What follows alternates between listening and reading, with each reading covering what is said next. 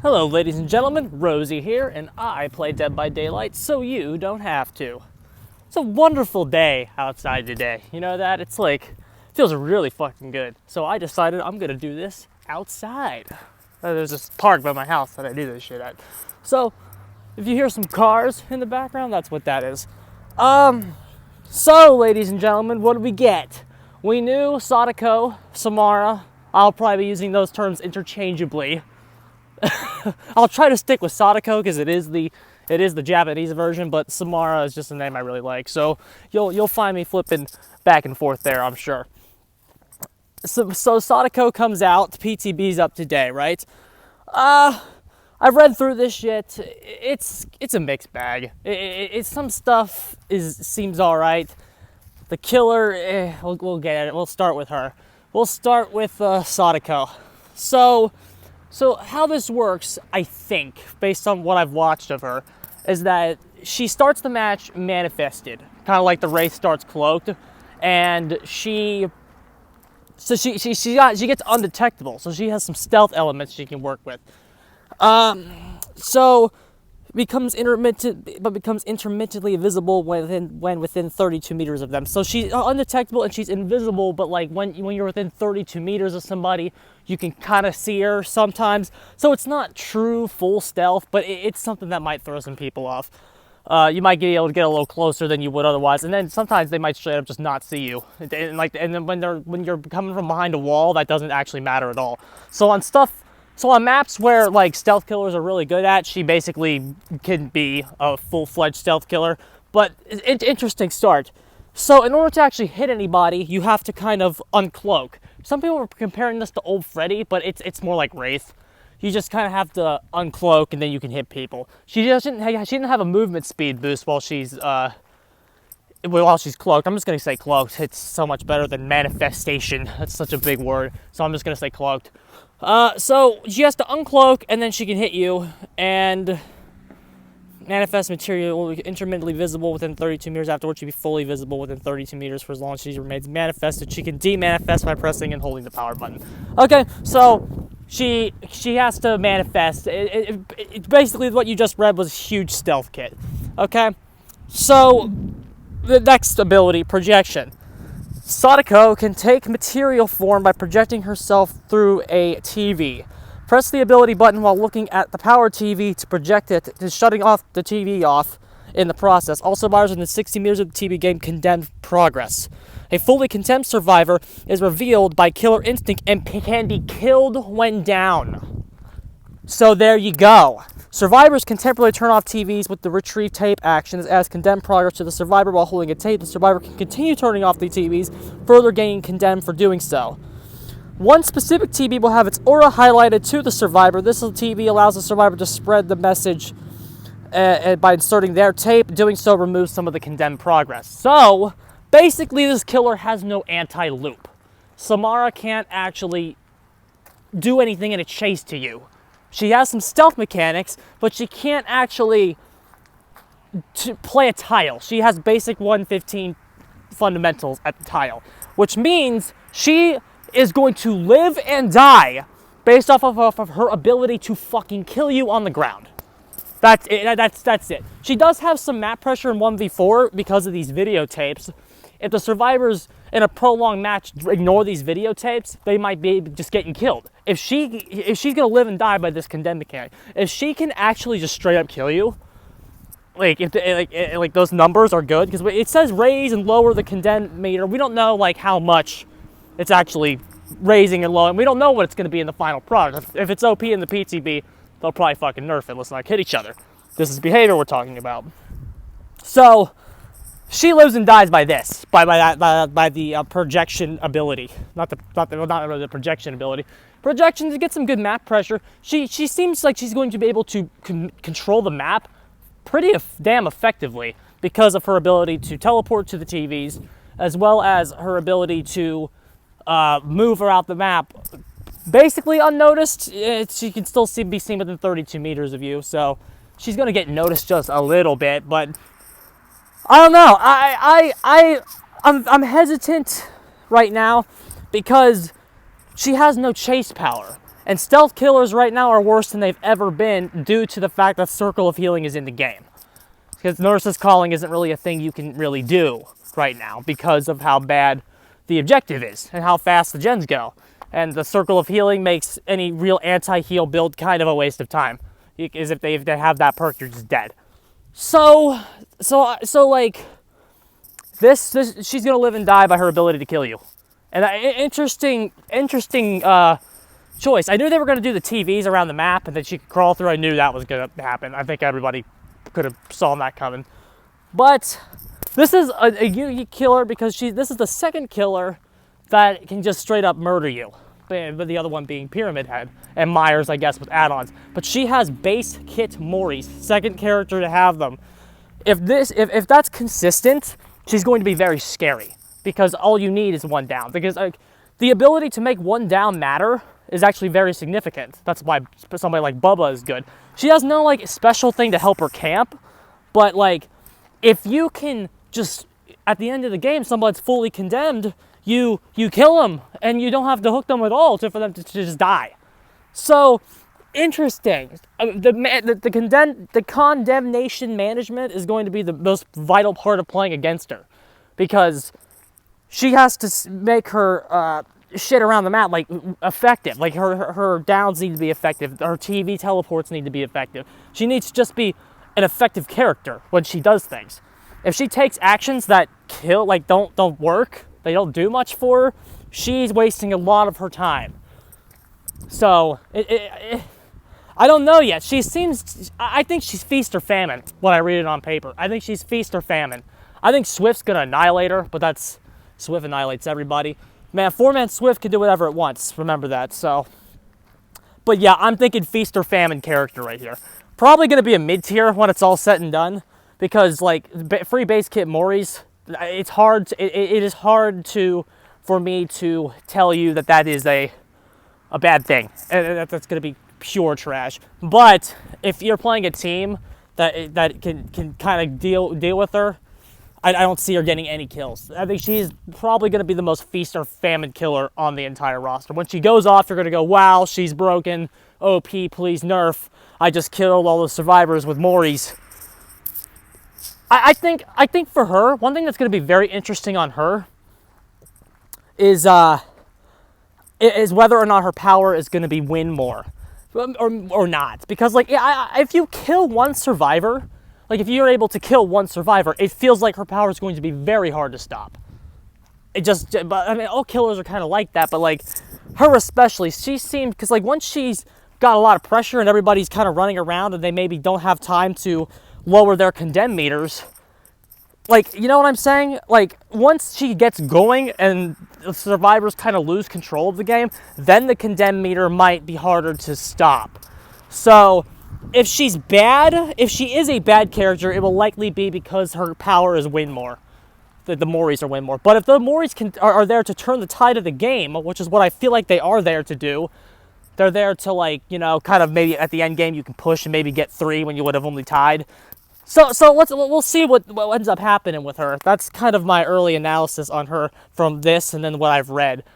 Likely going to be a mid-tier, win more, possibly a win more power. So that's my early impressions on Samara. Let's go ahead and move on to these perks. Empathetic connection. Your presence physically projects itself to those in danger. Whenever another survivor is injured, they can see your aura within a range of 32 meters. You heal other survivors 10% faster. So when a survivor is injured, they can see you for 32 meters. It's like a reverse empathy kind of thing. And then you heal people 10% faster, so you get even more healing speed.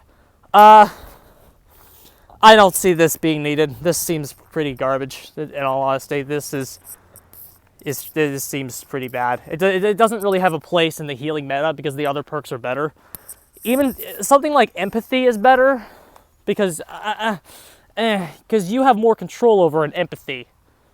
And then Circle of Healing, you don't really need 10% faster heals with Circle of Healing meta. It's just not necessary.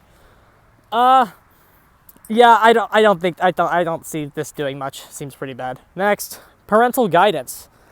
After stunning the killer by any means, your scratch marks, pools of blood, and grunts of pain are hidden for 8 seconds. That right there is pretty good. Like you get a free, so after you stun the killer, so basically when you stun the killer, their camera gets dislodged and disoriented. So after you hit the killer, their camera goes down, and then you have 8 seconds, possibly even more, maybe 9, 10 for the tier 3. I don't know what the tier 3 value is, but you have a pretty significant 8 seconds. Seconds are everything in this game, remember that. 8 full seconds of Lucky Break and Iron Will, completely for free. Completely for free. You get Lucky Break and Iron Will for 8 seconds every time you stun the killer. Some killers actually don't mind being stunned. That's the thing. Like something like a Myers, like they take some stuns. Bubba can take some stuns sometime. So like making a stun more valuable, I don't know if it's worth a perk slot, but like a skilled survivor can certainly use this very, very effectively. Will they? I don't know. The options they already have are probably still better than this, but like a skilled survivor can still use this perk very well. This can do things. Next, the boons at the end. Scorch Hook, Floods of Rage. Nah, let's skip to the boon. I have OCD. Boon, Dark Theory. So the boon for 24 meters. Boon Tome, you get a haste status effect, and the tier 3 value for this is 6 seconds. So 6%. 6% on tier 3 of this perk. That's what you fucking kidding me, bruh. I literally predicted this perk. I knew they were gonna fucking do this. As soon as boons were announced, I said they're gonna put one in the game that it gives you haste. That makes you go faster, and then it lingers for a few seconds when you're out of it. This is very, very scary. Because now it changes the way that tiles can be run. A 6% haste status effect changes the way you can run a tile. So that's really good. If you put that on like a stupid fucking, if you put that on a stupid tile, like you can make windows you wouldn't, you can drop pallets you wouldn't drop, and it's not I don't like this. I don't like this at all. But you know, survivors tend to waste their good perks, so hopefully this won't do much. But 6% haste, I guess after the pallet is down. The only weakness of a perk like this is that once the pallet is down, the perk's pretty useless at that location. So maybe it'll be balanced. I don't know. Early game, this is still really good. In early games, when the killers need their pressure like immediately. So, yeah, I think this is a good perk. So survivors 2 out of 3 are good. The empathy clone doesn't seem very good. The which one? Empathetic connection. This doesn't seem very good. The other 2 though are certainly usable. Are they meta? Probably not, because the survivors options they do have right now are so insane. But Scorch Hook, Floods of Rage. At the start of the trial, blah, blah, blah. When a survivor is unhooked from a Scorch Hook, all other survivors have their auras revealed for 5 seconds. This doesn't seem horrible. I mean, it's not the worst thing in the game, but like, what is it? What's this doing for you in the camping meta? Remember, the meta right now is camping. So what's this doing for you? Now, the only thing I can think of is if it's a perk that is encouraging you to not camp, because you'll get a free wall hack on the guy you're chasing after the guy is unhooked. But right now, I don't think a free wall hack for 5 seconds is powerful enough to stop the camping meta. This perk might be good later, but right now, it just doesn't. Right now, it's not offering you as much as it sounds like it is, because of the camping meta. Like, what is this doing for you in the camping metagame? Nothing. You know where the hook is, and you know you just know. You don't need to run this in the camping meta. Again, if they change the camping meta, this might be decent later, but it's not better than the slowdown options. So, well, it's just not. So moving on. Call of Brine. Call of Brine at tier 3 is at 200%. So after damaging a generator, this first perk becomes active for 60 seconds. I see that getting lowered real fast, maybe to 45 like Pop is. After damaging a generator, never mind. It can stay 60 seconds. The generator regresses at Hex Ruin values, and its aura is revealed to you. So you get a base. You get a ruin on the generator you kick after you kick it for a minute. Okay. It doesn't say if it has a cooldown, but we'll see, bruh. Every time a survivor completes a good skill check on the generator affected by this perk, you receive a loud noise notification. So I do not, maybe like you can only have it applied to one gen at a time. Some people were saying Call of Brine with Oppression might be good if they synergize, but we'll see about that. Interesting potential, and maybe they could change it so it synergizes with Oppression later, but this is just something that, this is, here's why I get frustrated with this perk. Because I look at this perk and it says, wow, you can get 200% regression speed on a generator after you kick it. That should just be fucking base. Ruin 3 values should be base like that should be base regression. We shouldn't be adding a perk to do this. We should just be changing base regression to be ruin 3 values, even if it's just say for 60 seconds, like the perk. This actual perk could be fucking base kit, and it would be fine. If 200%, if ruin regression was like base, oppression might be better because base regression is better. So, you're saying, well, every time you talk about changing base regression, the fucking dickheads are like, well, what about ruin, bro? What do you do about ruin? You just use inverse ruin's values, and then it's fine. You just change ruin's values. Tier 1, 50% of base regression. Tier 2, 75% of base regression. And Tier 3, 100%. You just flip ruin's values around, and then it works. So, like, you wouldn't be changing the effect of any Hex Ruin perk, but you still would be buffing base regression. Not that Hex Ruin's any good right now. It's kind of in the shitter because of the boons. But, so, yeah, that's why this perk frustrates me. Could it be decent? Yeah, because it slows down the gens. So, yeah.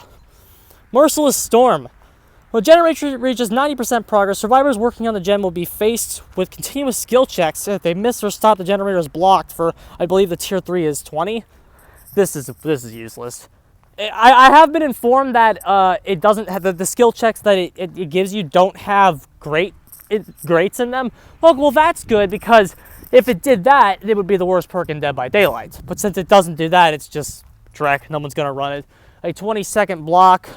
Too many limit. The 20-second block at tier 3, not good enough. 90% progress. The gen's almost done anyway. It's not really worth it. If you want to run a perk to stop a generator that's almost done, run fucking Tinkerer. It lets you know which gen it is. You don't have to rely on them missing a skill check to do it. You just get the generator and you can get the hell over there. So Tinkerer completely power creeps this perk. Oh, we don't want to power creep the game. That's why the stuff that we put in is already power crept. So yeah, that perk is useless. The best perk of the chapter, probably the boon. Call of Brine might be alright. So that's one to keep an eye on. Notice how, like, MMR comes in the game, right? What perk comes in with it? Deadlock. Very good gen control perk. Next chapter, what perk comes in? The Scorch Hook, Pain Resonance. The one that, is that the one it is? The one the artist has that blows up a generator after you hook somebody on it. This perk, this chapter, we get Call of Brine. We're getting at least one perk for generator control every single patch now. And then the buff Deadman switch too. We are getting generator control options literally every fucking patch now. Think back to previously. Did we get generator control options every fucking patch under rank-based matchmaking? No, we absolutely didn't. Killers, the amount of options that Killer has to actually stop gens are increasing. Not that they're good enough yet. Survivors need to be nerfed still. But like, once survivors are nerfed at a reasonable spot, we have some diverse options for generator control. We really do. So, like, a lot of stuff here. Like, what do we have to stop gens under rank-based matchmaking? Ruin and Pop. If you want to count Corrupt and Tinkerer. Those were, like, Tinkerer's not even really a generator slowdown perk. It's just kind of get the fuck over there. The only two perks, really, for actual gen slowdown were Ruin and Pop.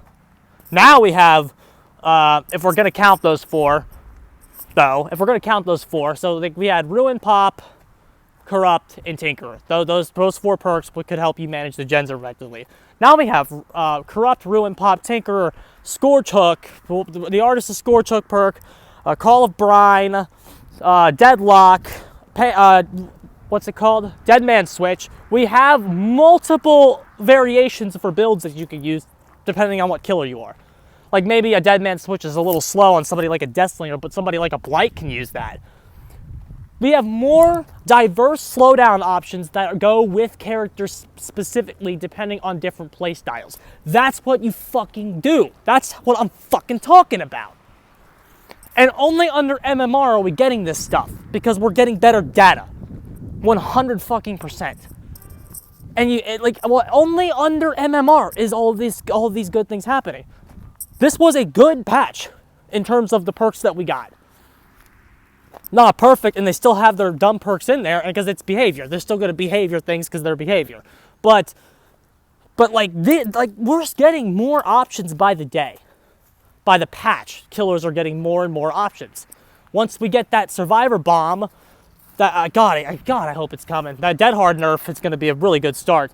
But once look at all the progress that's taking place right now, and you want to tell me MMR is a bad thing?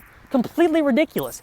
Like, what arguments do you still have for MMR being bad other than, game not fun, blah? It's not MMR's fault that the game's not fun, you fucking clown. The game's not fun because it's fucking shit, okay? And that's what we're trying to fix. That's what people like me have been trying to fix for fucking years. And people are like, yeah, but the rank-based matchmaking's gotta make the game fun for everyone. Ridiculous, bruh. It'll be fun for everyone once the fucking game is balanced. How about that? Jesus. And there's just one more little thing there, isn't there, guys? Just one more thing that we need to cover. Because Patrick is so evil and MMR is so evil, I'm sure they were looking at the statistics and they noticed something. They noticed something, bruh. There is an unhealthy amount of PC survivors that are beating killers with higher MMR than them. That's kind of my prediction. The amount of people that are on PC, it's not that they. Yes, it's technically PC is better to play Dead by Daylight on than anything else, but I'm sure they noticed some unhealthy trends in the stats, and they were looking at high level MMR and they noticed something. They say, what? Why is their screen so fucked up? What's wrong with the screen? Their screens, they can see over shit that they shouldn't see over. Like, what the fuck? And then they looked it up and they're like, oh, stretched resolution is bad for Dead by Daylight. Let's take it out. Fixed an issue that allowed players to play the game with stretched resolution to gain an unfair advantage. Better late than never. Finally, those comp clowns got what they fucking deserve, bruh. You get what you fucking deserve. So there you go, bruh. They took out stretched res. Do you think stretched res would have gotten taken out of Dead by Daylight under rank-based matchmaking? Hell to the nah. If we were in rank-based matchmaking, this would not be a priority. All of a sudden, we're at MMR and people are cheating out the ass in various ways. Should they do anything they can to do to stop the hackers? Yeah, absolutely. But this was like legal cheating. That's the most dangerous thing. This was like legal cheating. I'm so glad they just fucking deleted it. And everyone that was advocating for it's like, oh, they can't just delete it, dude. There you go, they did. Here's what it looks like now, okay? Notice, I know this is a bad image, but like, look how PTB is like up there on top. When it used to always kind of be in the corner, because this player's using stretched, and it doesn't do anything anymore because it reorients the screen. There's a big, like every time you use stretched res now, there's a big, like the game adjusts and cuts it off. Like there's a big line of black. All of that black is stuff they would used to be able to see under stretched res. That is fucking ridiculous. Look at that. Look at the PTB. Everything in black that's even with the PTB was stuff they used to be able to see. That is insanity. And like, they thought that was fair. Like like, if you want any better argument against the competitive scene, they thought that was fair. They thought they should be allowed to do that. They have no sportsmanship. Another reason the competitive scene is fucking fake. They have absolutely no sportsmanship, and no one there cares to police the cheaters. They encouraged the cheaters. They encouraged you to cheat at Dead by Daylight. Those guys are fucking clowns. And this change was very much deserved and warranted. I hope they are so fucking salty about this. Everybody in their right mind knew Stretch Res was cheating. And now it's gone. The debate is over. We won. The good and righteous win again. Fuck the Stretch Res cheaters. So hopefully, you will now be able to have a bit more balanced high MMR experience, because not everybody there is a Stretch Res whore that can see you when they shouldn't be seeing you. Ridiculous. And if the stretched resolution offered no competitive advantage, you have nothing to worry about. All right, lads. That's all I gotta say. So overall, the killer's interesting. We'll see what happens with them as they develop. The perks are all right. Not a lot of content in this chapter, but we'll save those balance changes for the mid-patch update. The perks are it's just kind of a meh chapter, honestly. Kind of meh. I don't see anything here that's going to be super meta OP, but some stuff that might be good later or with a few tweaks. So, it's behavior, bro. What are you going to do?